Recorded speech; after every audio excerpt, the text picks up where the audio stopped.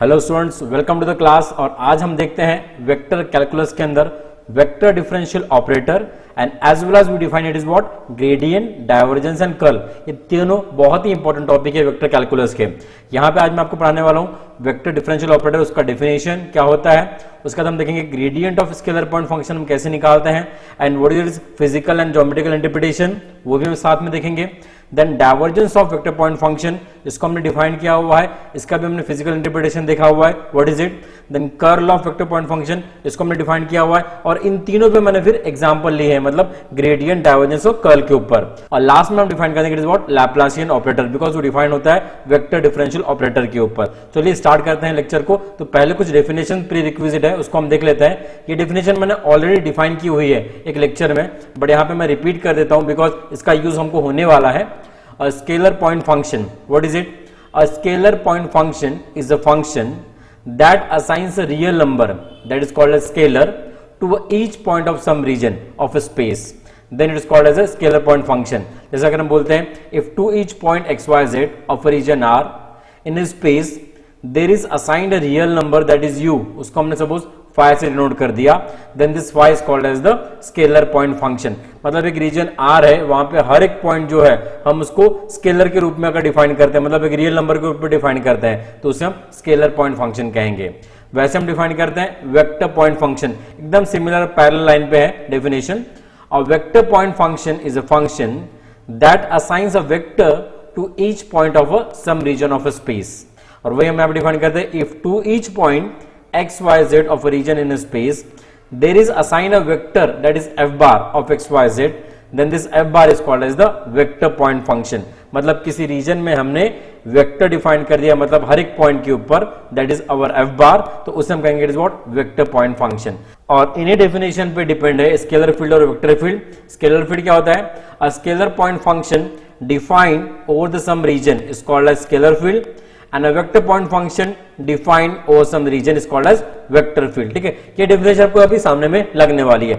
अब हम डिफाइन करते हैं it is vector differential operator, इसको हम डेल से डिनोट करते हैं और इसे नैबला भी कहा जाता है। जैसे हमने यहां पे लिखा हुआ है the vector differential operator read as del और nabla and it is defined as how, it is delta equivalent to del del x i plus del del y j plus del del z k. अब देखिए ये जो आई J के है ये क्या है? These are the unit vectors along the x-axis, y-axis and z-axis respectively, and these unit vectors are multiplied with it is what partial derivative with respect to the x, y and z। इसे हम ऐसा भी लिख सकते हैं i del by del x plus j del by del y plus k del by del z। मतलब इन दोनों को हमने बस इंटरचेंज कर दिया है, बिकॉज ये मल्टीप्लीकेशन में तो हम इनको इंटरचेंज कर सकते हैं। मतलब आप ऐसा लिखिए या फिर ऐसा लिखिए, it is one and the same thing. अब देखिए जो सिंबल्स हो गए del by del x, del by del y और del by del z, these are the partial derivative symbols. ये क्या डिनोट करता है? Partial differentiation with respect to the x keeping y z constant. Del by del y क्या denote करता है? हम y से डिफरेंशिएट करेंगे पार्शियली और x और z को फिर कांस्टेंट अज्यूम करेंगे। वैसे ही डेल बाय डेल z का मतलब होता है हम z से डिफरेंशिएट करेंगे पार्शियली और x और y को हम कांस्टेंट अज्यूम करेंगे, और इसको हम ट्रीट करते हैं as a components along it is what i j k and which are the unit vectors along the x axis, y axis and z axis. Okay, now चलते हैं एक नोट यहाँ पे देखिए, हमें जो डेल्टा है इसको ऐसा भी नोट कर सकते हैं अगर समेशन के फॉर्म में हमको लिखना है तो summation i del by del x। अगर हमने ये चीज लिखी है इसका मतलब भी होता है कि हमने ये सम लिखा हुआ है, that is i del by del x plus j del by del y plus k del by del z। Okay, i को आप यहाँ पे इंटरचेंज भी कर सकते हैं। वैसे हम डेल्टा को ऐसा भी लिख सकते हैं summation of j into del by del y, इसका मतलब यही रहेगा। And delta is also written as a summation of k into del by del z, but mostly हम क्या करते हैं, ये वाला जो नोटेशन हमने यहाँ पे यूज किया हुआ है इसको हम यूज करने वाले हैं इन ईच एग्जाम्पल्स। तो कभी कभी जब एग्जाम्पल्स बड़े होते हैं तो हम ऐसे नोटेशन वहां पे यूज कर लेते हैं। अब इस वेक्टर डिफरेंशियल ऑपरेटर से जो भी रिलेटेड डेफिनेशंस है उसको हम देख लेते हैं। ठीक है, तो चलिए स्टार्ट करते हैं पहले विद द टॉपिक ग्रेडियंट और a slope of a scalar point function. इसको हम डिफाइन करते हैं। So how it is defined?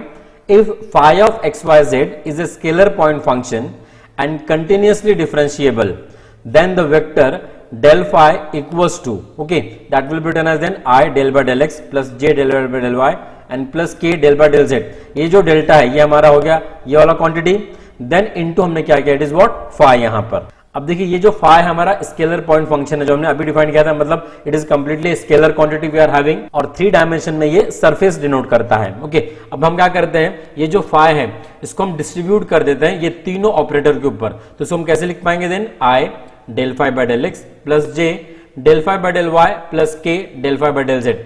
अगर आपको अभी डेल फाई निकालना है, मतलब इसी को हम कहते हैं ग्रेडियंट ऑफ फाई भी। ओके, अगर ये निकालना है तो आपको बस फाई को डिफरेंशिएट करना पड़ेगा partially with respect to the x, with respect to y and with respect to z, और इसे हम कहते हैं it is called as gradient of phi and it is also written as it is grad phi, मतलब del phi को हम grad phi भी लिख सकते हैं। ओके, इसलिए हम देखो यहां पे लिखा हुआ grad phi equals to I del phi by del x j del phi by del Y plus के del phi by del z equals to del phi. तो ये नोटेशन आप यहां पे याद रखिए जो कि हम सामने में फिर यूज करने वाले हैं। ठीक है, अब नोट है कुछ इसके ऊपर, उसको हम देख लेते हैं। Throughout this phi denotes a scalar field. अभी हमने डिफाइन किया कि फाई हमारा स्केलर पॉइंट फंक्शन है। Then this del phi denotes a vector field. अब ये वेक्टर फील्ड क्यों हो गया, बिकॉज जो डेल है हमारा मतलब वेक्टर डिफरेंशियल ऑपरेटर वो तो वेक्टर है, ये स्केलर हो गया बट ये वेक्टर है, इसलिए हमारा जो डेल फाई है वो रहेगा vector quantity and whose 3 components are it is what, del phi by del x, del phi by del y and del phi by del z. It is obvious, हम यहां से बोल सकते हैं कि भाई इसके 3 कंपोनेंट ये वाले रहेंगे हमारे पास जो हमने यहां डिफाइन किए हुए हैं। Then thus the gradient of a scalar field defines a vector field. ये याद रखना है, gradient अगर हम ले रहे हैं स्केलर क्वांटिटी का तो हमको वेक्टर फील्ड मिल रही है। इस पे एमसीक्यूज वगैरह बन सकते हैं। Second point, the gradient of scalar indicate it is a slope. Actually gradient क्या डिनोट करता है, स्लोप डिनोट करता है। जैसे आपको पता है अगर मैं dy by dx लिखता हूं, this is the ordinary differentiation of y with respect to dx, जहां पे हम y को फंक्शन ऑफ x लेते हैं। तो ये dy by dx क्या डिनोट करता है, ये डिनोट करता है rate of change of y with respect to dx, और साथ ही साथ ये स्लोप भी डिनोट करता है। ओके, वैसे अगर हम देखेंगे हमारा ये वेक्टर डिफरेंशियल ऑपरेटर है हमारे पास, जिसमें हमारे पास ये पार्शियल डेरिवेटिव्स अवेलेबल है, इसलिए हम क्या कहते हैं कि ये स्लोप डिनोट करेगा। अब इसके ज्योमेट्रिकल इंटरप्रिटेशन पे मैं नहीं जाऊंगा बिकॉज उसको एक अलग से लेक्चर लगेगा। अगर आपको चाहिए रहेगा तो मुझे बताइएगा कमेंट बॉक्स में लिख के। साथ ही साथ इसे कहते हैं it's a rate of change with space coordinates. अब स्पेस कोऑर्डिनेट्स कौन से हमारे, एक्स वाई जेड। मतलब आपको याद रखना है ग्रेडियंट ऑफ स्केलर फंक्शन को हम स्लोप भी कहते हैं और रेट ऑफ चेंज भी कहते हैं विद स्पेस कोऑर्डिनेट्स। और डेल फाई डिनोट्स करता है normal to the surface phi. अब जैसे मैंने आपको बताया phi it is a function of 3 variable x y z, तो इसलिए 3 डायमेंशन में सरफेस डिनोट करेगा। और अगर हम डेल फाई निकाल रहे हैं तो ये डेल फाई डिनोट करता है normal to the surface. Normal मतलब it will be perpendicular to that particular surface. इसका यूज हम सामने में प्रॉब्लम करते समय करने वाले हैं। तो ये सब चीजों को आपको याद रखना है कि हम इसको स्लोप भी कहते हैं, रेट ऑफ चेंज भी कहते हैं, या फिर और डेल फाई को हम नॉर्मल भी कहते हैं। सो ग्रेडियंट डिफाइन करने के लिए हमने यहां पे स्केलर पॉइंट फंक्शन लिया था। अब हम नेक्स्ट बाद में डिफाइन करने वाले हैं डाइवर्जेंस और कर्ल, वहां पे वेक्टर पॉइंट फंक्शन लेंगे। बट इसकी हम कुछ प्रॉपर्टीज देख लेते हैं पहले ग्रेडियंट की, उसके बाद सामने बढ़ते हैं। First properties, del phi equals to 0 if and only if phi is constant. देखिए अभी तो ऑब्वियस है, अगर मेरा फाई कांस्टेंट क्वांटिटी रहेगा और डेल मतलब क्या, it is a differentiation with respect to the x y z, तो अगर मैं डिफरेंशिएट करूंगा तो क्या आ जाएगा, उसका वैल्यू 0 ही आने वाला है।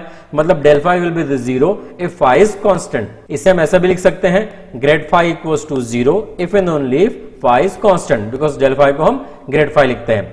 वैसे सेकंड प्रॉपर्टी है, if phi 1 and phi 2 are 2 scalar point function then del of phi 1 plus minus phi 2 equals to del phi 1 plus minus del phi 2। मतलब हम क्या कर रहे हैं, इस डेल ऑपरेटर को डिस्ट्रीब्यूट कर रहे हैं phi 1 और phi 2 पे, बाकी plus minus as it is रहेगा। मतलब phi 1 को हम सेपरेटली डिफरेंशिएट करेंगे और phi 2 को भी हम सेपरेटली डिफरेंशिएट करेंगे। मतलब ये जो डेल ऑपरेटर है उसको अप्लाई करेंगे। इससे हम ऐसा भी लिख सकते हैं, grad of phi 1 plus minus phi 2 equals to grad phi 1 plus minus grad phi 2। चलते हैं थर्ड प्रॉपर्टी की ओर। थर्ड प्रॉपर्टी है, if phi 1 and phi 2 are 2 scalar point functions then del of phi 1 into phi 2 equals to it is what, phi 1 del phi 2 plus phi 2 del phi 1।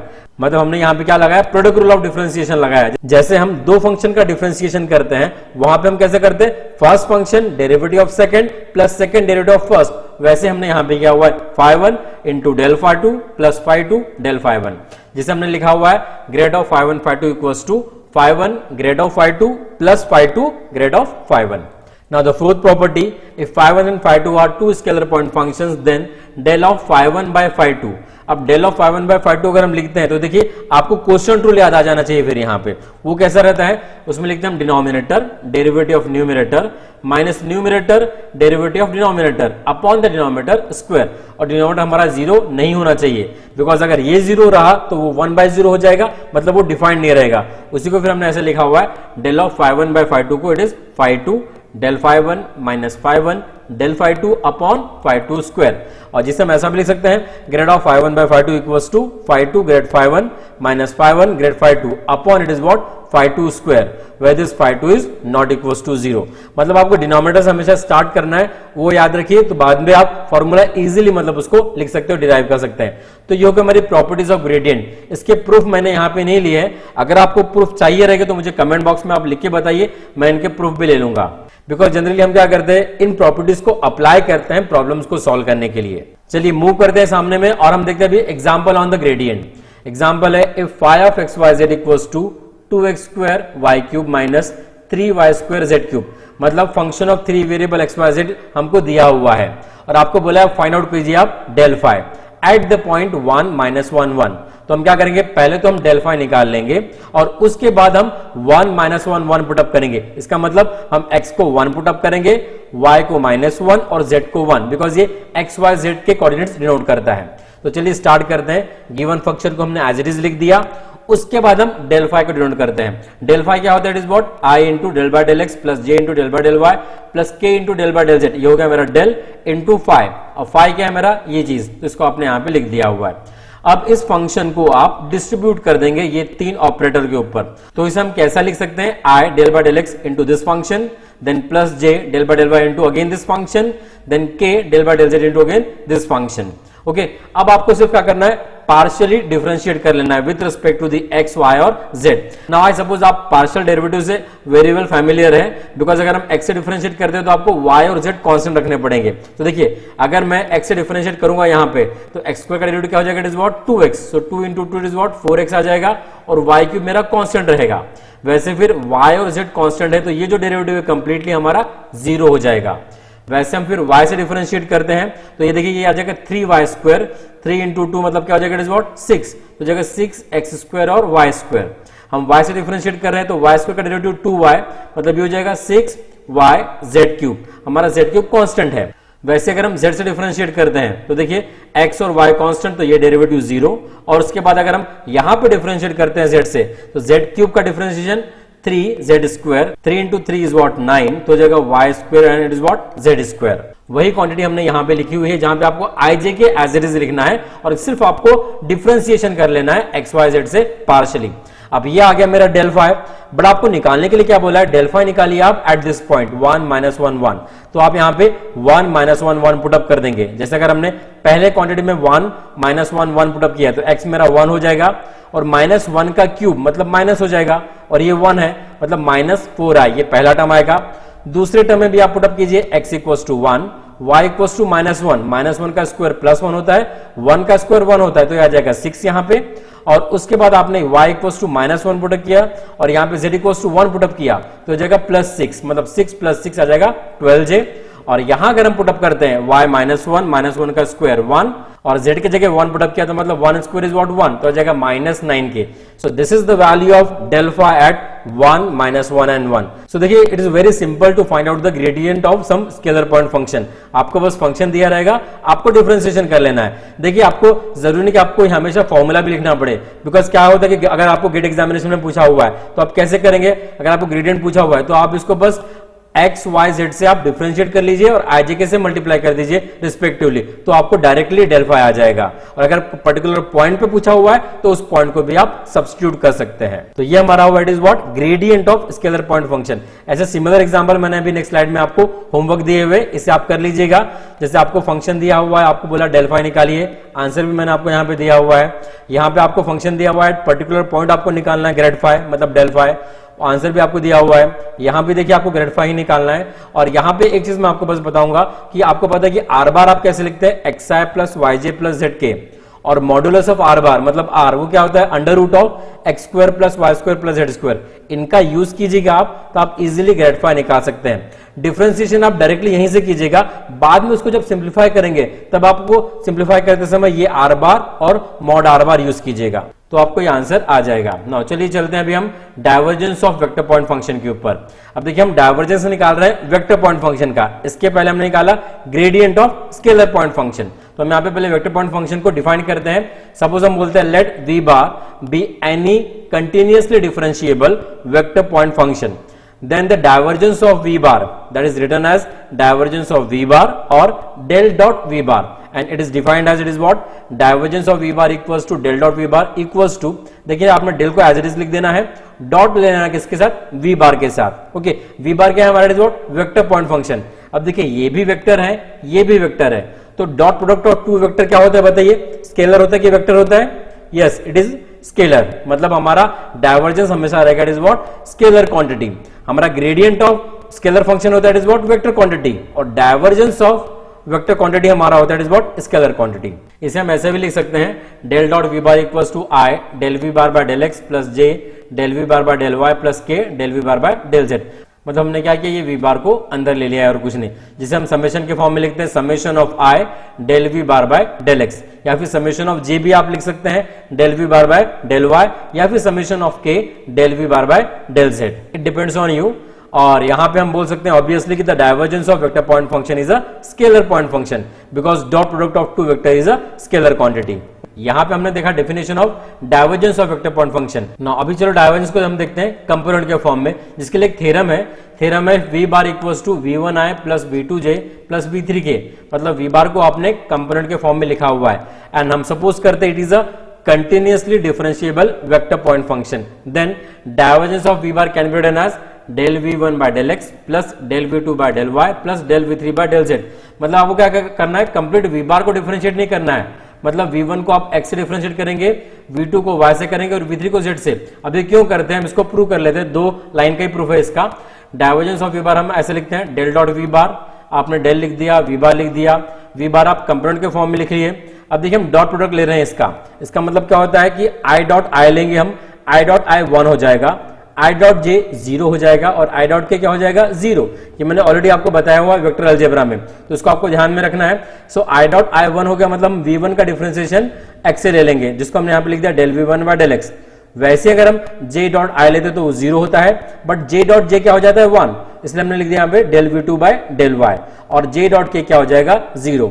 Similarly हमने यहाँ पे third term भी लिखा हुआ है it is what del v3 by del z, जिसमें हमने k dot k 1 ले लिया और बाकी जो डॉट प्रोडक्ट है हमारे 0 आ जा रहे हैं। इसलिए हम डाइवर्जेंस ऑफ v बार को ऐसा भी लिख सकते हैं del v1 by del x plus del v2 by del y plus del v3 by del z।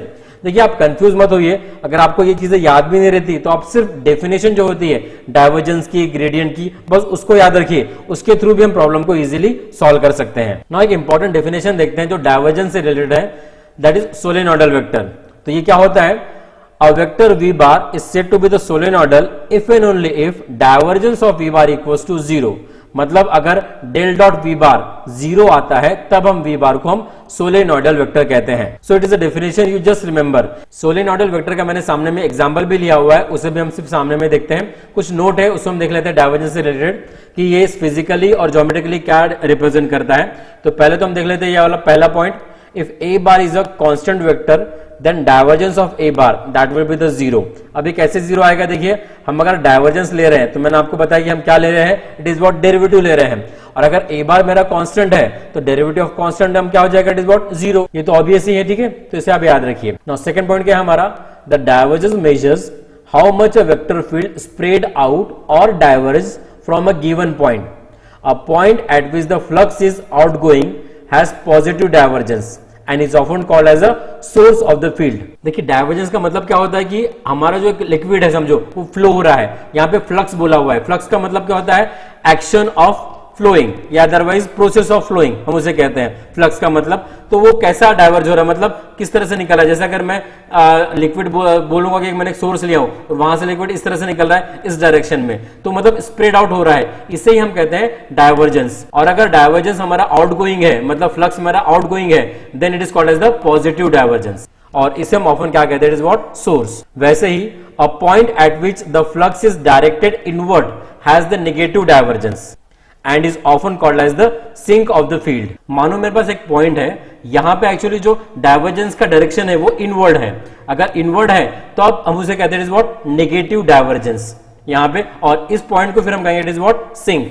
तो ऐसे हम डिफाइन करते हैं इट इज व्हाट, सोर्स और सिंक। और यहां पे एक चीज और नोट करने वाली है, the greater the flux of the field, flux मतलब क्या है, एक्शन ऑफ फ्लोइंग, अगर ग्रेटर रहेगा field through a small surface enclosing a given point, the greater the value of divergence at that point. So this you remember. Now one more thing you just remember, a point at which there is zero flux. Zero flux मतलब flow ही नहीं है, मतलब वहां पे through an enclosing surface that has a zero divergence. जैसे अभी मैंने यहाँ पे सोलेनोइडल वेक्टर डिफाइन किया है, तो वहां पे ये चीज फिट होगा, मतलब वहां पे चीज सेटिस्फाई होगा, भाई जीरो डाइवर्जेंस रहने वाला है मेरे पास जब मेरा फ्लक्स ही जीरो है। नाउ वी मूव फॉरवर्ड और अब हम डिफाइन करते हैं कर्ल। देखिए डाइवर्जेंस और कर्ल का मैं जो एग्जांपल है वो साथ में लेता हूं। अब कर्ल क्या होता है, curl of vector point function, उसे देख लेते हैं।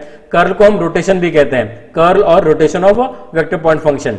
It is defined as let v bar be any given continuously differentiable vector point function, then the curl of v bar or rotation of v bar, that is written as curl of v bar or rot of v bar or del cross v bar, and it is defined as curl of v bar equals to del cross v bar, that is equals to, it is what, we are having this del, then we are taking the cross product with, it is v bar.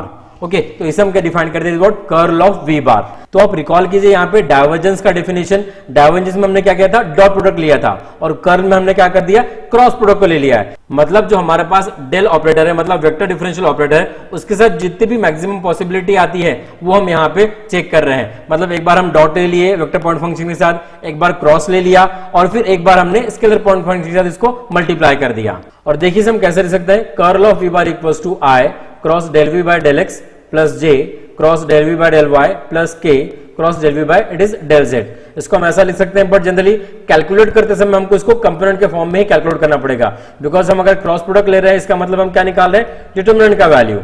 इसे हम ऐसा भी लिख सकते हैं, it is what, summation of i cross del we by del x, okay, या फिर summation of j cross del we by del y, या फिर summation of k cross del we by del z. तो इसलिए हम यहाँ पे बोल सकते हैं, obviously the curl of a vector point function is a vector point function because cross product of two vector is again a vector quantity। तो चलिए अब हम देखते हैं कर्ल को हम इवैल्यूएट कैसे करते हैं, उसको हम कंपोनेंट फॉर्म में लिखे इवैल्यूएट करते हैं। So curl in terms of component of we bar. So theorem है, if V bar equals to v1i plus v2j plus v3k be a continuously differentiable vector point function, then curl of we bar is given by like this. अब इसको हमने कैसे निकाला हुआ है मैं आपको बताता हूं। कर्ल ऑफ वी बार को हमने लिया, that is del cross V bar, तो आपने वी बार को कंपोनेंट के फॉर्म में यहां पे लिख दिया। अब देखिए हम ये दो वेक्टर का क्रॉस प्रोडक्ट ले रहे हैं, मतलब हम क्या करेंगे, हम डिटरमाइन करेंगे डिटरमिनेंट का वैल्यू। डिटरमिनेंट कैसा रहेगा, इसमें फर्स्ट रो रहेगा आई जे के, दूसरे रो में हम इसके कंपोनेंट लिखेंगे, that is del by del x, del by del y और डेल बाय डेल जेड। उसके बाद वी बार के कंपोनेंट हम थर्ड रो में लिखेंगे, v1 v2 और v3। इसे आप इवैल्यूएट करेंगे तो आपको आंसर आ जाएगा जो हमने यहाँ पे लिखा हुआ है। कैसे इवैल्यूएट करते हैं, देखिए आई आप फिक्स कर देंगे यहाँ पे, और बाद में क्रॉस प्रोडक्ट ये दो क्वांटिटी का ले लेंगे। जैसे हमने लिखा I into del v3 by del Y minus del v2 by it is what, del Z, then minus J या फिर प्लस जे लिख सकते हैं आप। अगर मैंने यहाँ पे सपोज प्लस जे लिखा तो मैं जो क्रॉस लूंगा वो रिवर्स डायरेक्शन में लूंगा, जैसे जनरली हम इस तरह से लेते हैं क्रॉस। बट अगर मैं यहाँ पे प्लस लिख रहा हूं तो उस समय हम क्या करेंगे, ये कॉलम और रो छोड़ देंगे, क्रॉस हम अपोजिट तरीके से लेंगे, मतलब del v1 by del z minus del v3 by it is what, del x. आप माइनस अगर यहाँ पे लिखते तो इन दोनों को आपको इंटरचेंज करना पड़ेगा। देन प्लस के इंटू आपने ये कॉलम छोड़ा, ये रो छोड़ा, और इन दोनों का आपने क्रॉस मल्टीप्लाई कर दिया, तो ये आ गया मेरा curl of we bar in the component form. तो जब भी आपको अगर डाइवर्जेंस निकालने के लिए बोल रहा है और कर्ल निकालने के लिए बोल रहा है, तब हम इसको कंपोनेंट फॉर्म के थ्रू ही कैलकुलेट करते हैं। इसको मैं आपको एग्जाम्पल में अच्छी तरीके से समझाऊंगा, इसे मैं एग्जाम्पल के थ्रू आपको समझाऊंगा। ना देखिए कर्ल के साथ भी एक डेफिनेशन जुड़ी है, that is what, irrotational vector. किसे कहते हैं irrotational vector, a vector we bar is said to be the irrotational if and only if curl of v bar equals to is what, 0 bar। तो देखिए हमने solenoidal भी define किया था।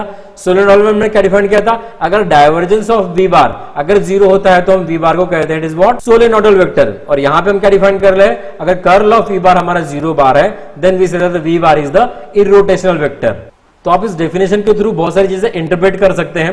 देखिए जब मैंने डाइवर्जेंस बताया था, डाइवर्जेंस ऑफ वी बार अगर जीरो होता है मतलब there is no flux of a liquid at a particular point. वही अगर हम curl of we bar equals to zero bar बोल रहे हैं, इसका मतलब कि हमारा जो मोशन रहेगा वो इरोटेशनल मोशन रहेगा। कर्ल का डिफाइन करता है, रोटेशनल मोशन डिफाइन करता है। बट अगर कर्ल का वैल्यू जीरो आ जाता है मतलब वो कंप्लीटली फिर इरोटेशनल हो जाता है ना। इसका फिजिकल और ज्योमेट्रिकल इंटरप्रिटेशन मैंने सामने में दिया हुआ है, उससे हम देखते हैं। एक चीज यहाँ पे और नोट कर लीजिए, if v bar is irrotational then v bar can be always expressed as v bar equals to grad of phi।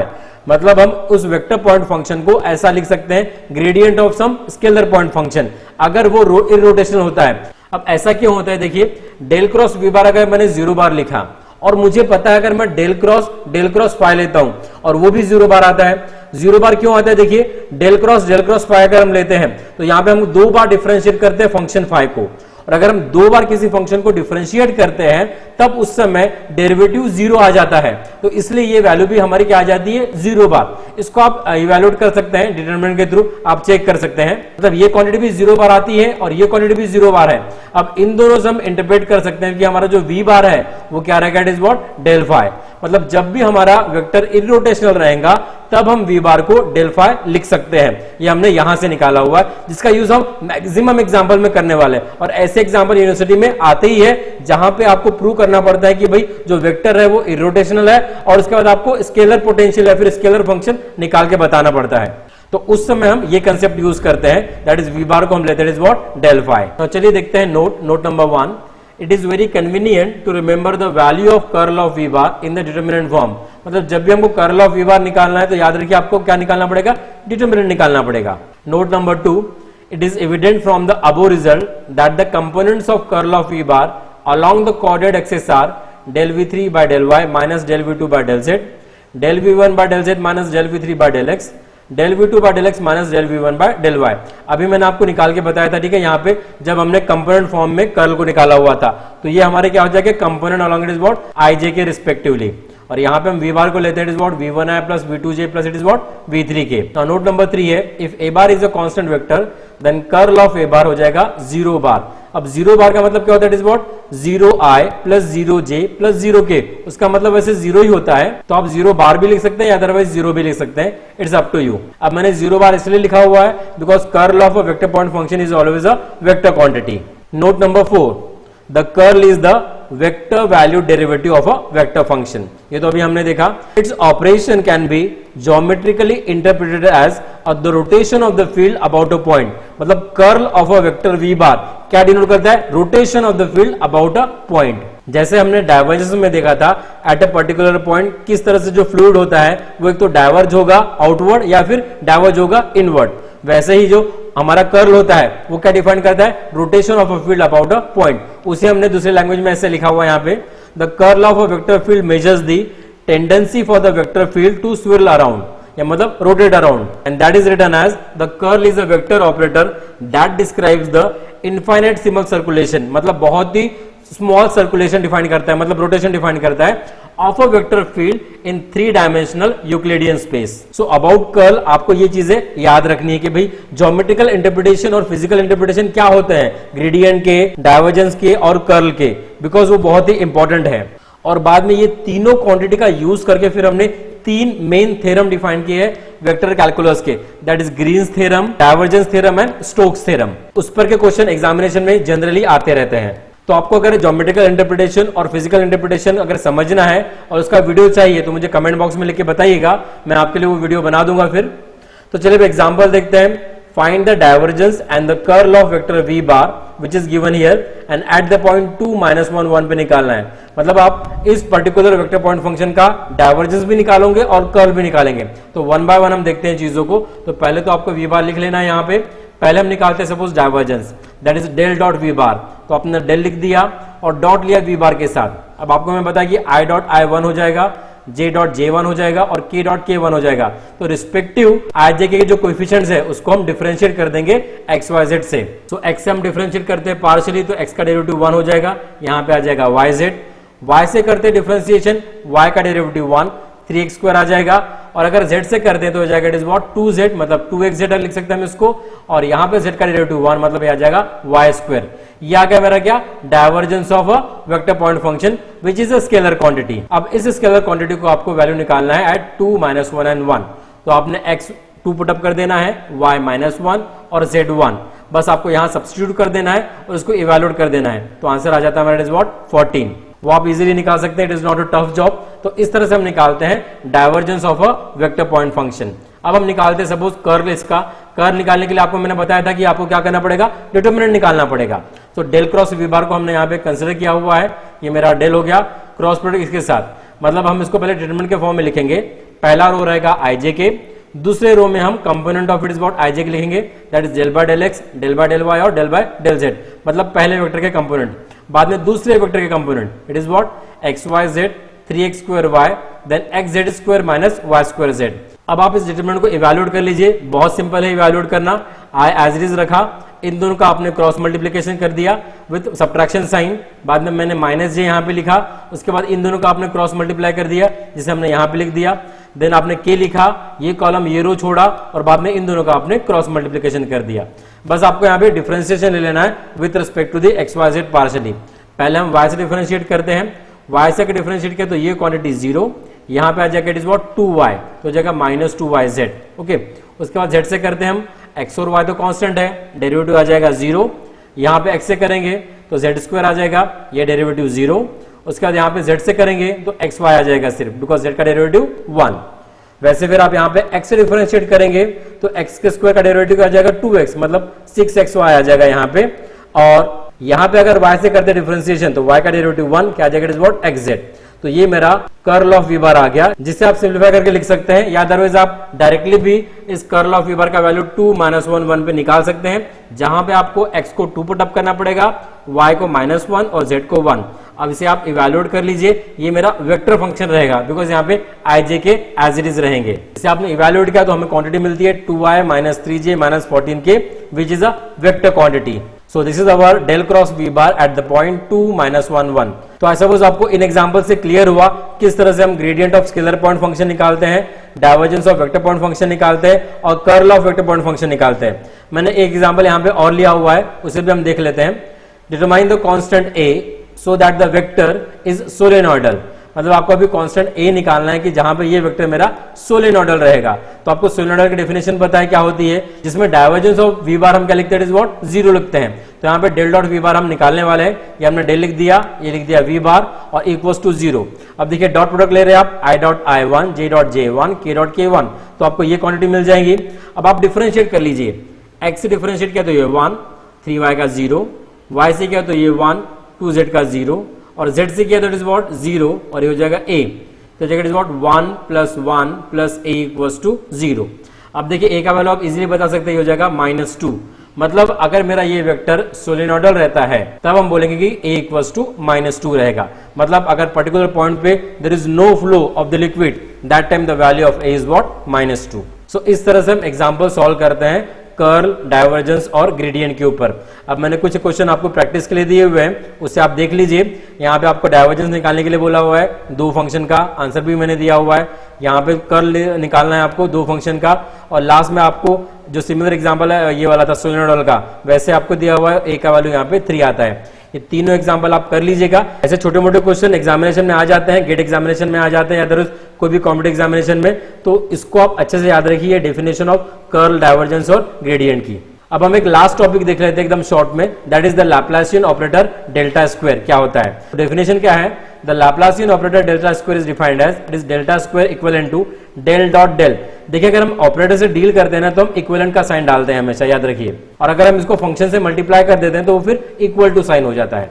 ना ये हो जाएगा डेल डॉट डेल, तो डेल डॉट डेल अगर हम कर रहे हैं तो i dot i1 j dot j1 k dot k1। अब मुझे बताइए डेल डेल एक्स और डेल डेल एक्स अगर मैंने इनका मल्टीप्लिकेशन किया तो इसको हम कैसे लिखेंगे, del square by del x square.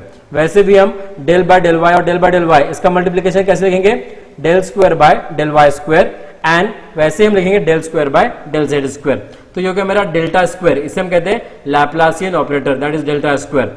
अब इसके ऊपर कुछ चीजें हमने डिफाइन की हुई है, उसको हम देखते हैं वन बाय वन।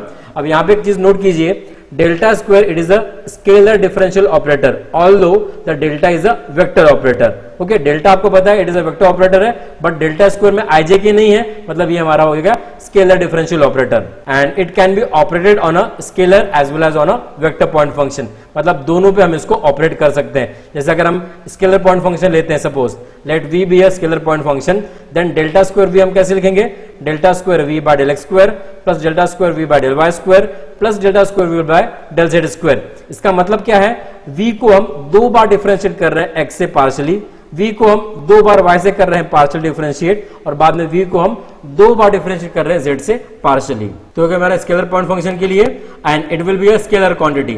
वही अगर मैं सपोज लेता हूं कि v बार भी है वेक्टर पॉइंट फंक्शन, और अगर मैं डेल्टा स्क्वायर बाय v बार निकाल रहा हूं तो उस समय भी आप v बार को आप x y z से दो बार डिफरेंशिएट करेंगे पार्शियली. बट ये जो मेरी क्वांटिटी रहेंगी ये मेरी स्केलर रहेगी कि वेक्टर रहेंगी, बताइए. डेल्टा स्क्वायर तो स्केलर है बट ये मेरा वेक्टर है, इसलिए ये क्वांटिटी हमारी क्या आ जाएगी, vector quantity. Now next point देख लेते हैं. If v bar equals to v1i plus v2j plus v3k then del square v that will be equals to it is what, 0. यहां पे actually del square v bar चाहिए था, अभी 0 क्या आ रहा है बताइए. ये जो v1 v2 v3 है ये functions of x y z रहेंगे. जैसे सपोज मैंने v1 ले लिया, it is what, it is x plus 2y minus it is 3z. Suppose मैंने इसको पहले z से डिफरेंशिएट किया तो हो जाएगा del v1 by it is what, del z, तो हो जाएगा माइनस 3. बट अगर मैंने इसको एक बार और डिफरेंशिएट किया z से तो बताइए डिफरेंशिएशन क्या आ जाएगा, it is del square v by del z square equals to it is what, 0. इसलिए हम कह रहे हैं कि हमारा जो डेल स्क्वायर v रहेगा ये क्वांटिटी क्या रहेगी, इट इज व्हाट, 0 रहेगी. वही फिर हमने यहाँ पे लिखा हुआ है therefore del square v1 will be 0, del square v2 will be 0 and del square v3 will be 0. Now Laplacian operator से एक और डिफरेंशियल रिलेटेड है, दैट इज लैप्लास इक्वेशन. अगर डेल स्क्वायर v हमारा 0 आता है then it is called as the Laplace equation, और इसी लैप्लास इक्वेशन पे फिर हार्मोनिक फंक्शन डिपेंड है. मतलब a function satisfying the Laplace equation is called as the harmonic function, मतलब ऐसा फंक्शन जिसके लिए डेल स्क्वायर v मेरा 0 आ जाएगा उसे फिर हम कहेंगे it is what, harmonic function. अब आपका जो v है ये आपका वेक्टर पॉइंट फंक्शन भी रह सकता है या फिर स्केलर पॉइंट फंक्शन भी रह सकता है, दैट डिपेंड्स. और एक नोट आप कीजिए यहाँ पे, del dot del into f that will be equals to del square f. आपको पता है डेल डॉट डेल क्या होता है, it is what, del square होता है, but it will be same as what it is del dot del f. मतलब क्या किया आपने, पहले डेल एफ निकाला और उसके बाद डॉट प्रोडक्ट लिया डेल के साथ, तो वो क्वांटिटी भी सेम रहेगी डेल स्क्वायर एफ से, मतलब ये तीनों क्वांटिटी सेम रहने वाली है. एक्चुअली एक थ्योरम है जिसको प्रूव किया हुआ है, आप इसको बस याद रखिए. ये कैसे एमसीक्यूज वगैरह में आ सकते हैं, इसलिए आपको याद रखना जरूरी है. सो this is all about the story of vector differential operator. उसके ऊपर ही हमने ये सब चीजें डिफाइन की हुई है यहाँ पे, gradient, divergence, curl and the Laplacian operator. इसी टॉपिक के ऊपर फिर मैंने फर्दर एग्जांपल्स लिए हुए हैं जहां पे हम डायरेक्शनल डेरिवेटिव्स देखते हैं, स्केलर पॉइंट फंक्शन कैसे निकाला जाता है उस पर मैंने एग्जांपल्स लिए हुए हैं, और कुछ इंपॉर्टेंट रिजल्ट हैं ग्रेडियंट, डाइवर्जेंस और कर्ल के, उसे भी मैंने लिए हुए हैं जो कि यूनिवर्सिटी पॉइंट ऑफ बहुत ही इंपॉर्टेंट है. So now we finish our lecture.